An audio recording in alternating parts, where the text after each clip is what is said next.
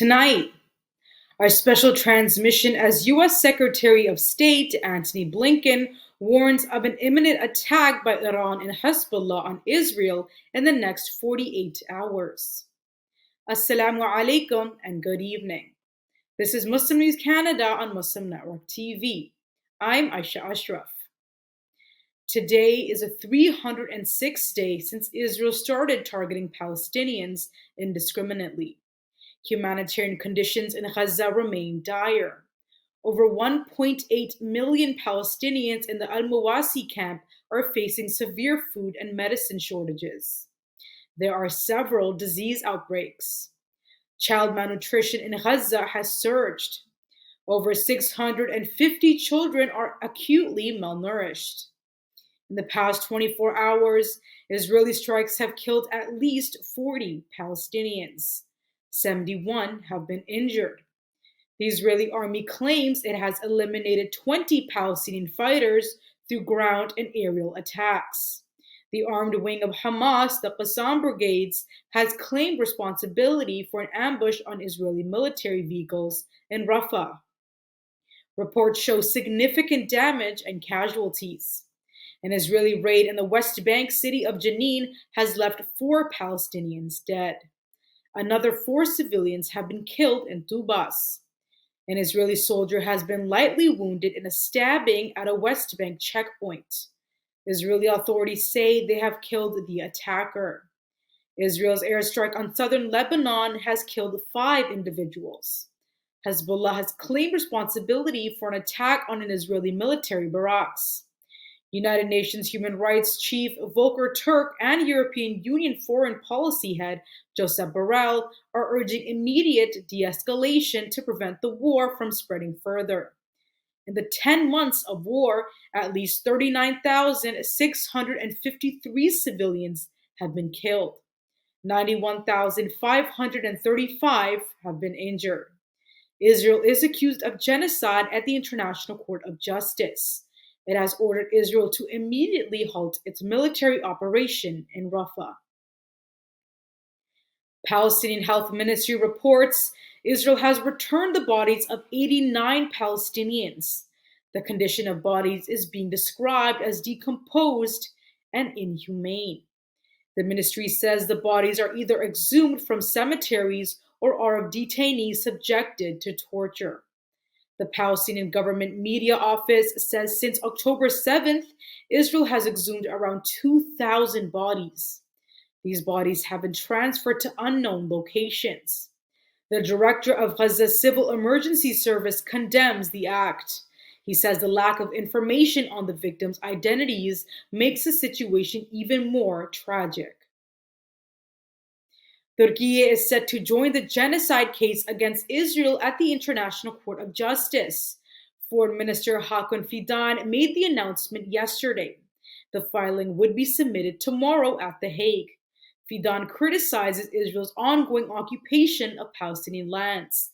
He accuses Israel of undermining peace efforts and committing war crimes. He condemns the unconditional support Israel receives and denounces recent Israeli actions, including the assassination of Haniyeh. Fidan says the leniency of the U.S. towards Israel could lead to further provocations in the region. Fidan reiterated support for a sovereign Palestinian state with East Jerusalem as its capital. Eyewitnesses have challenged claims that a bomb planted inside the building played a role in the assassination of Haniyeh. UK-based news website Middle East Eye reports eyewitnesses say Haniyeh was killed by a missile fired at his room. The witnesses say they heard sounds consistent with a missile before the explosion. The missile caused significant damage, including the partial collapse of the ceiling and wall. The attack also killed Haniyeh's bodyguard. These accounts refute the claims of a New York Times report that a bomb had been planted 2 months prior in Haniyeh's guest house. The building is situated on a hillside on the northern edge of Tehran at the foot of the Alborz Mountains. There are no other residential buildings in the immediate vicinity of the compound. The Islamic Revolutionary Guard Corps has also indicated a missile strike as a likely cause. Iran says it will retaliate against Israel for the assassination of Hamas leader Ismail Haniyeh. Iran's foreign minister cites Israel's criminal actions for retaliation. Iranian officials have summoned foreign ambassadors to emphasize their stance. They have scheduled an emergency Organization of Islamic Cooperation meeting in Jeddah. Iran will be seeking Arab support for potential retaliatory actions. In the past, efforts by the deceased Iranian President Ibrahim Raisi to win the support of Gulf states for military action or direct economic sanctions on Israel had failed. Israeli leaders have been anticipating Iranian retaliation. They have bolstered military readiness. U.S. Secretary of State Antony Blinken has alerted G7 allies that Iran and Hezbollah might strike Israel within 24 to 48 hours. Axios Media reports Blinken shared this warning in a conference call. The G7 group comprises Canada, France, Germany, Italy, Japan, and the UK. The group has expressed grave concern and is urging restraint from all parties. The U.S. has bolstered its military presence in the Middle East. General Michael Kurilla is set to coordinate with Israeli forces. Israel's Defense Minister Yoav Gallant has warned of severe consequences for any attack. Countries like Japan, Saudi Arabia, and France are advising their citizens to leave Lebanon immediately amid fears of a regional war. Russia's Security Council Secretary Sergei Shoigu held talks with the Iranian leadership. Shoigu met with the President Masoud Pezeshkian and Rear Admiral Ali Akbar Ahmadian, a senior Islamic Revolutionary Guard Corps commander. The government of the United Kingdom has dismissed claims of a secret arms embargo on Israel.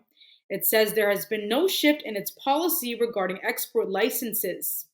A spokesperson from the Department for Business and Trade says applications are still reviewed individually based on established criteria. Recently, a report by British media outlet Daily Mail suggested the government had halted all new arms export applications to Israel. The spokesperson says a review is underway. However, no formal changes to the licensing process have been made. Critics say delays in decision-making may hinder efforts to uphold international law and prevent further violations.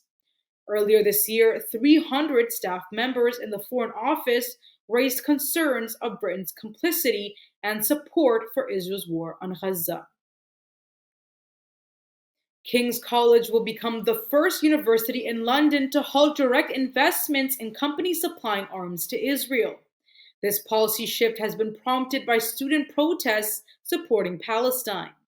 The new policy will target firms like Lockheed Martin and Boeing, which manufacture controversial weapons used in Gaza.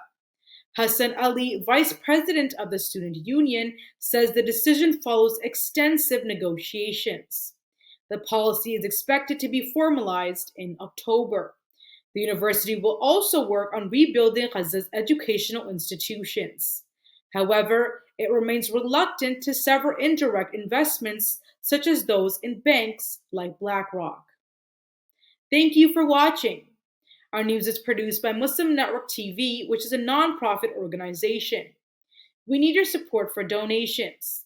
Please scan the QR code on our broadcast or visit muslimnetwork.tv to donate now, so we can continue to amplify the voices of Muslims in Canada and abroad.